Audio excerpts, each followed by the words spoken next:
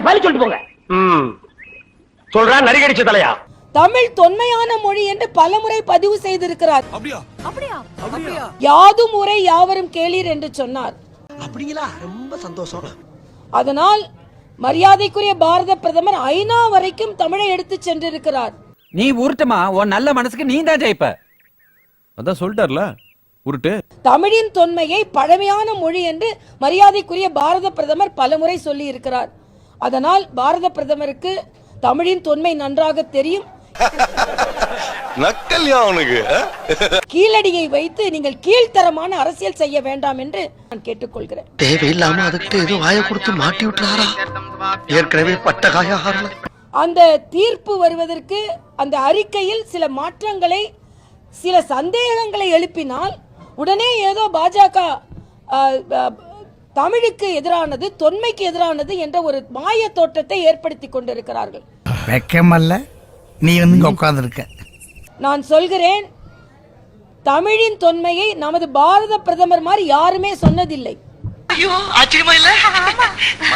கீழடியில் இன்று தமிழகத்தின் பெருமை உலகிற்கு பறைசாற்றப்பட்டு கொண்டிருக்கிறது என்றால் அதற்கு முழு காரணம் பாரதிய ஜனதா கட்சி தான்.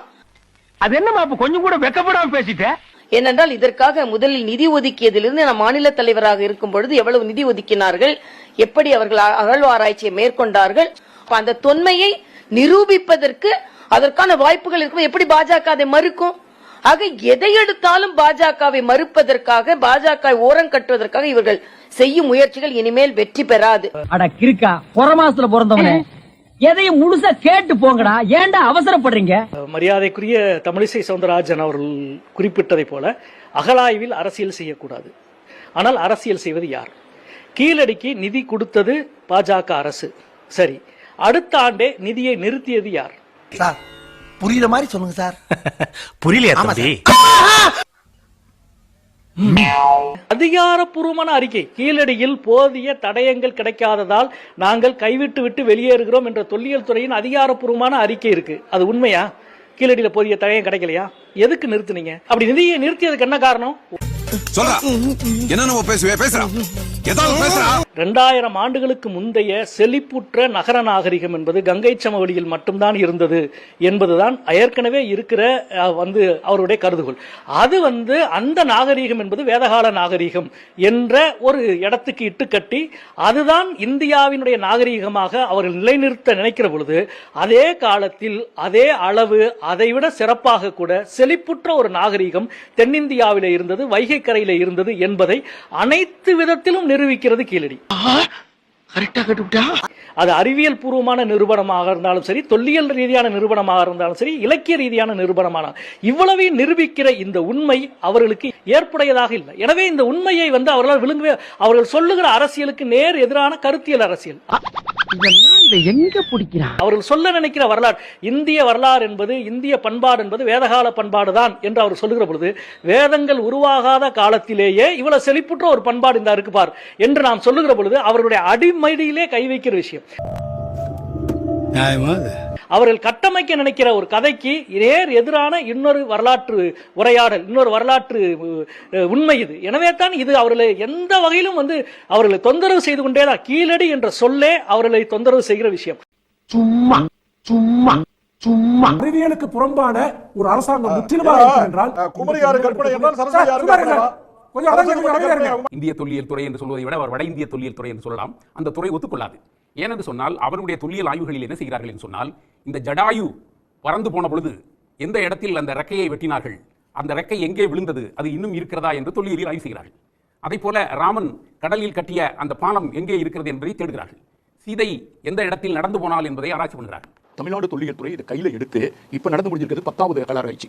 அப்போ 1-2 அறிக்கை என்ன வரல, 3வது அறிக்கையில் இன்னும் பெருசாக ஒன்றும் சொல்றதுக்கு இல்லைன்னு கிட்டத்தட்ட இழுத்து முன்ன மாதிரி தான் அந்த இருந்தது நேர்காணல். அப்போ அதுக்குனால 4, 5, 6, 7, 8, 9, 10 இத்தனை நடந்து அதுக்கு பின்னால் ஆயிரக்கணக்கான தடயங்கள் கிடைச்சிருக்குன்னா எது உண்மை எது போய்?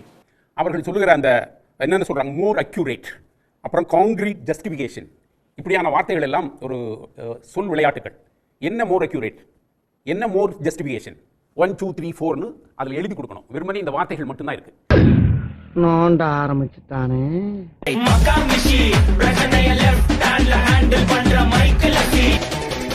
வந்துட்டாயா வந்துட்டாயா. குறிப்பா தமிழர்களுடைய வரலாற்றை மறைக்கக்கூடிய முயற்சி இது அப்படின்னு சொல்லி கண்டன குரல்கள் தொடர்ந்து எழுந்துகிட்டே இருக்குது. இந்த கீழடி ஆய்வறிக்கை என்ன சொல்லுது, அதை ஏன் மாற்ற சொல்றாங்க அப்படின்னு சொல்லிட்டு பல்வேறு கேள்விகள் இந்த நேரத்தில் நம்ம எழுந்திருக்குது. இந்த அமர்நாத் ராமகிருஷ்ணனோட அறிக்கையை திருப்பி அனுப்புனதுக்கு என்ன காரணம், என்ன திருத்தத்தை கேட்கறாங்க? என்ன பண்ண போறானோ அப்படி ஐயனாரே குலதெய்வமே உன் பிள்ளைய குடியேறதுக்கு அப்பா துப்ப. அவங்க வந்து என்ன திருத்தத்தை கேட்குறாங்க அப்படின்றது வந்து இனிமேலாம் தெரியும். அவங்க வந்து இந்த அறிக்கையினுடைய சான்றாதாரத்தை இன்னும் வலிமைப்படுத்தி கொடுங்க அப்படின்னு கேட்டிருக்கிறதா தெரியுது. அது எந்த நேரத்தில் கேட்டுக்கிறாங்க அப்படின்றதா ரொம்ப முக்கியமானது. அதாவது வந்து இதுக்கு பின்னால் இருக்கிற ஒரு நிகழ்ச்சி நிரலை நம்ம பார்க்கணும். குறிப்பாக 2014-15ஆம் ஆண்டு கீழடியினுடைய அகழாய்வை வந்து ஒன்றிய அரசினுடைய தொல்லியல் துறை அகழாய்வு பிரிவு மேற்கொண்டது. அந்த அகழாய்வு பிரிவினுடைய தலைவராக இருந்தவர் மரியாதைக்குரிய அமர்நாத் ராமகிருஷ்ணன் அவர்கள். அவங்க வந்து இந்த அகழாய்வை மேற்கொண்டு அந்த அகழாய்விலே கிடைக்கப்பெற்ற உண்மை என்பது ஒன்றிய அரசினுடைய அரசியலுக்கு ஓப்பானதாக ஏற்பானதாக இல்லை என்பதால் உடனடியாக அந்த அகழாய்வை கைவிடும்படி அவர்கள் வந்து கோரினார்கள். அதற்கு எதிராக நாமெல்லாம் ஒரு பெரிய குரல் கொடுத்ததுனால தான் சரின்னு சொல்லிட்டு அமர்நாத் ராமகிருஷ்ணனை மற்றும் அசாமுக்கு இடமாற்றம் செய்துவிட்டு ஸ்ரீராம் என்ற ஒருவரை வந்து அகழாய்வு அதிகாரியாக நியமித்தார்கள். அவர் வெறும் 8 குழிகளை மட்டும் தோண்டிவிட்டு இங்கே வந்து போதுமான சான்றாதாரங்கள் கிடைக்காததால் நாங்கள் அகழாய்வை கைவிடுகிறோம் என்று அறிக்கையை கொடுத்துவிட்டு அகழாய்வை கைவிட்டுவிட்டு ஒன்றிய தொல்லியல் துறை வெளியேறிவிட்டது. அதற்கு பிறகு இன்றைக்கு வரை 10 ஆண்டுகள் வந்து தமிழக அரசு அகழாய்வை மேற்கொள்கிறார்கள். ஒவ்வொரு ஆண்டும் ஆயிரக்கணக்கான தடயங்களும் சான்றுகளும் கிடைக்கிறது. அப்படின்னா வந்து ஒன்றிய அரசுடைய தொல்லியல் துறை வேண்டுமென்றே அப்படி ஒரு அறிக்கையை கொடுத்து விட்டு போயிருக்கிறார்கள் என்பது நமக்கு வந்து வெட்ட வெளிச்சமாகிறது என்பது முதல் விஷயம். இது ஒன்றும் பல்கலைக்கழக ஆய்வு அல்ல, வேற ஒருவர் பார்வையிட்டு அதெல்லாம் வந்து திருத்துவதற்கு. அகழாய்வுத்துறை தன்னுடைய துறையின் சார்பாக ஆய்வு மேற்கொண்டு கொடுக்கப்பட்ட அறிக்கையை வெளியிடவில்லை. எனவே நாங்கள் நாடாளுமன்றத்திலே கேள்வி எழுப்பினோம். நானே ஒன்றிய அமைச்சர் அவரை நேரில் பார்த்து கேட்டேன், எப்பொழுதுதான் வெளியிடுவீர்கள் என்று. நீதிமன்றத்திலே வழக்கு தொடுக்கப்பட்டது. கீழடி அகழாய்வு முடிவுகள் எப்பொழுது வெளியிடப்படும் என்று. தொல்லியல் துறை வந்து இன்னொரு 9 மாத காலத்தில் நாங்கள் வெளியிடுவோம் என்று சொன்னார்கள். சொல்லி பல மாதம் ஆயிடுச்சு. இறுதியாக வந்து நாடாளுமன்றத்தில் நாங்கள் எல்லாம் எழுப்பிய கேள்விக்கு ஒன்றிய அமைச்சர் வந்து விரைவில் வந்து ஆய்வு முடிவுகளை வெளியிடுவோம் என்று உறுதி கொடுத்தார். அவர் உறுதி கொடுத்த பின்னாலும் ஏறக்குறைய இப்பொழுது 1 வருடமாக போகிறது. இப்பொழுது வரை அகழாய்வினுடைய முடிவுகள் வெளியிடப்படவில்லை. என்னப்பா பண்ண சொல்ற முருகன்? ஒவ்வொருத்தரோட வாழ்க்கையும் தாறுமாறா விளையாடுறான்ப்பா. போதுமான ஆதாரங்கள் இன்னும் கொடுங்க, இன்னும் கொஞ்சம் இதுல வந்து கூடுதலான தகவலை சேர்த்து கொடுங்க அப்படிங்கிறது வந்து நிஜமாவே அதுல அந்த தகவல்கள் இல்லாம இருக்கு அப்படின்னு சொல்லி பார்க்கலாமா, இல்ல இதுல வேற ஏதாவது அரசியல் உள்நோக்கம் இருக்கு அப்படி எடுத்துக்கணுமா? ஒன்றிய அரசின் சார்பில் நடத்தப்பட்ட ஒரு ஆய்வு, அதனுடைய ஆய்வின் முடிவுக்கு எதிராக 8 ஆண்டுகள் ஒன்றிய அரசு இடைவிடாது போராடுது. அந்த ஆய்வுக்கு வந்து தொல்லியல் துறை ஒன்றிய அரசு செய்திருக்கிற செலவு அதிகபட்சம் எனக்கு தெரிஞ்சு 1.5 கோடி தாங்க. வெறும் 1.5 கோடிக்கு ஆய்வு செலவு செய்து நடத்திய ஆய்வுக்கு எதிராக 8 ஆண்டுகள் இடைவிடாமல் பல கோடி ரூபாய் செலவழித்து ஒன்றிய அரசு இயங்கிக் கொண்டே இருக்கிறது. அந்த ஆய்வின் முடிவை வெளிவரக்கூடாது என்று. ஏனென்றால் அதற்கு காரணம் ஒன்றே ஒன்றுதான். கீழடியினுடைய உண்மை என்பது பாஜகவினுடைய இந்துத்துவா கோட்பாடு சொல்லுகிற அவருடைய அரசியல் நேரேஷனுக்கு, அவருடைய அரசியல் வழியாக அவர்கள் இந்தியாவுடைய பண்பாடு என்பது வேத பண்பாடு தான், இங்கே இருந்தது வேத நாகரீகம் தான் என்ற கருத்துக்கு நேர் எதிரானது கீழடியினுடைய கருத்து. வேத காலத்திற்கு முன்பே இங்கு ஒரு செழித்த நாகரீகம், செழிப்புற்ற நாகரீகம் இருந்தது, தென்னிந்தியாவில் தமிழ்நாட்டில் வையக்கரையில் இருந்தது என்ற வரலாற்று உண்மையை ஏற்க மறுப்பதனுடைய விளைவாகத்தான் இவ்வளவையும் அவர்கள் செய்து கொண்டிருக்கிறார்கள் என்று நான் நினைக்கிறேன். இவன் ஒருத்தன் அமுக்கிற இடத்திலேயே அமுக்கி கையை கலட்டிடுவான் போல் இருக்கு. நான் புரட்சிகரதாசன் கேட்கணும். வெங்கடேசர் வந்து நியாயமான பல கேள்விகளை முன் வச்சாரு. இது வந்து நீங்க வேத நாகரிகத்தை வந்து முன்னிலைப்படுத்துறதுக்கான ஒரு முயற்சி அப்படிங்கிறது தான் இவங்க வெங்கடேசன் உட்பட ஆய்வாளர்கள் எல்லாருமே வைக்கக்கூடிய குற்றச்சாட்டு. இப்போ இதுல திருத்தம் கேட்க வேண்டிய அவசியம் எங்க வந்துச்சு புரட்சிகரதாசன்? அதாவது நம்முடைய நாடாளுமன்ற உறுப்பினர் மரியாதைக்குரிய வெங்கடேசன் அவர்களுடைய கருத்து எப்படி மத்திய அரசினுடைய கருத்தை இந்துத்துவ கருத்தாக, சனாதன கருத்தாக, வர்ணாசிரம கருத்தாக பார்க்கிறார்களோ அதை போலவே மரியாதைக்குரிய நாடாளுமன்ற உறுப்பினர் சு வெங்கடேசன் அவருடைய கருத்தை நான் ஒரு இடதுசாரி கருத்தாக, இந்திய கருத்துகளுக்கு எதிரான கருத்தாக, இந்திய சனாதனத்திற்கு எதிரான கருத்தாக, இந்திய பண்பாட்டுக்கு, கலாச்சாரத்திற்கு, வரலாற்றுக்கு எதிரான கருத்தாக, மேலை நாட்டு சிந்தனையுடைய அதாவது வாந்தியாக நான் பார்க்கிறேன். ஏன் அப்படின்னா மரியாதைக்குரிய வெங்கடேசன் அவர்கள் நாடாளுமன்றத்தில் நிறுவப்பட்டிருக்கக்கூடிய செங்கோலை பொறுத்து ஒரு தமிழனாக பெருமைப்படாமல் அல்லது திராவிடனாக பெருமைப்படாமல் கீழடியில ஒரு ஆய்வறிக்கையை கொடுத்தாரு அமர்நாத் ராமகிருஷ்ணன். இப்போ அதை வந்து நீங்க வந்து அதை திருத்தம் சொல்லி கேட்கறதுக்கான காரணம் என்ன? அதுக்கு வாங்க. மரியாதைக்குரிய அமர்நாத் ராமகிருஷ்ணன் 982 பக்க அறிக்கை கொடுத்திருக்கார். 982 பக்க அறிக்கையும் அவங்க வரிக்கு வரி வாசித்து உத்து நோக்கி கூடுதல் ஆதாரத்தை சமர்ப்பிக்க கேட்டிருக்காங்க. புரிஞ்சுக்கங்க. அடிஷனலா ஆத்தென்டிகேட்டட், இன்னும் பர்டிகுலரா சொல்றேன், அவருடைய பொருட்கள்ல, தொல்பொருட்கள்ல 16 முதல் 20 வரை இருக்கக்கூடிய தொல்பொருட்களில் அதனுடைய கார்பன் டேட்டா முறையில அல்லது இன்னொன்னு சொல்லுவாங்க அந்த கதிரியக்க முறையில, அந்த முறையில இப்படி அதனுடைய வயதை வந்து நிர்ணயம் செஞ்சிருக்காங்க. இந்த கார நிர்ணயம் பொறுத்து கூடுதல் உறுதியான ஆவணங்களை சமர்ப்பிக்கணும் அப்படின்னு. இதை எப்படி பாக்குறீங்க புரட்சிகரதாசனோட கருத்தை? இந்த கருத்தை நான் எப்படி பார்க்குறேன்னு சொன்னால், அவருக்கு வந்து இந்தியாவுடைய வரலாறு, இந்திய வரலாறுன்னு பேசுகிறார். அடிப்படையில் இந்திய வரலாறுன்னு ஒன்று கிடையாது. இந்தியா என்பது பல்வேறு பண்பாடுகளை கொண்ட வெவ்வேறு தேசிய இனங்களை கொண்ட ஒரு நாடு. இந்த நாட்டில் தென்னிந்திய பகுதி என்பது தனித்த தேசிய இனத்தையும் வரலாற்றையும் கொண்டது. ஆகையினால் இந்த வரலாறு பற்றி பேச வேண்டும் என்று சொன்னால் இந்திய வரலாறு என்ற சொற்றொடர் ஒரு மாயையானது, பொய்யானது. மாறாக தென்னிந்திய வரலாறு என்ன, வட இந்திய வரலாறு என்ன என்றுதான் விரித்து பேச வேண்டும். அது தொல்பொருள் ஆய்வுகளின் மூலமாக உறுதிப்படுத்தப்பட்டிருக்கிறது. இதுக்கு முன்னால ஒரு அவமானப்பட்டதே இல்லையா?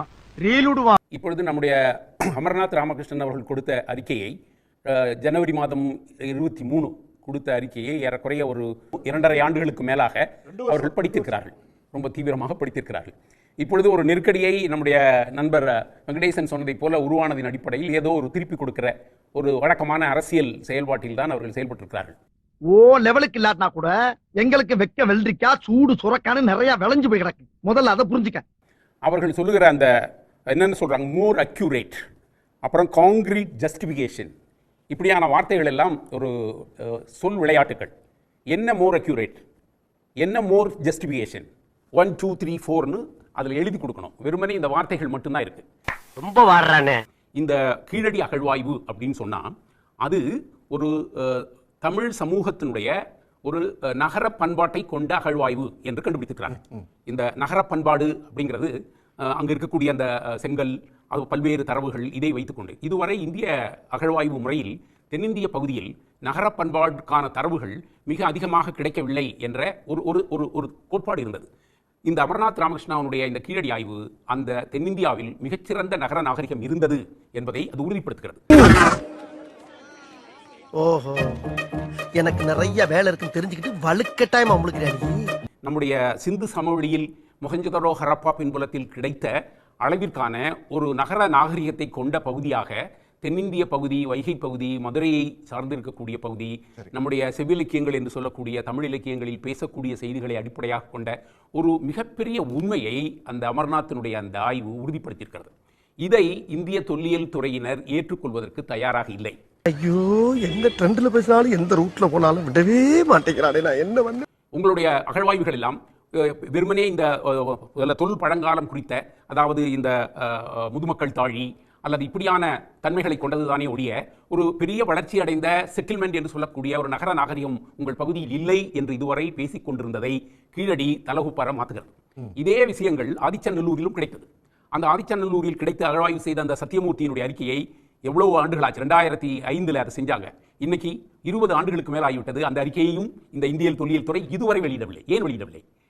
இந்த வரலாற்று பின்புலத்தில் இந்த வரலாற்று உண்மையை மறைப்பதற்காகத்தான், அது நிலைவேறு பெற்றுவிடும் என்பதற்காகத்தான் இந்த அறிக்கையை அவர்கள் திருப்பி அனுப்புகிறார்கள். ஒன்று, உனக்கு வேணும்டா, உனக்கு இது வேணும், இந்த வேணும், புத்திய செருப்பாலேயே அடிக்கணும்டா. இரண்டாவது, கீழடி அகழ்வாய்வில் ஒரு மிகப்பெரிய உண்மையை கண்டுபிடித்திருக்கிறார்கள்.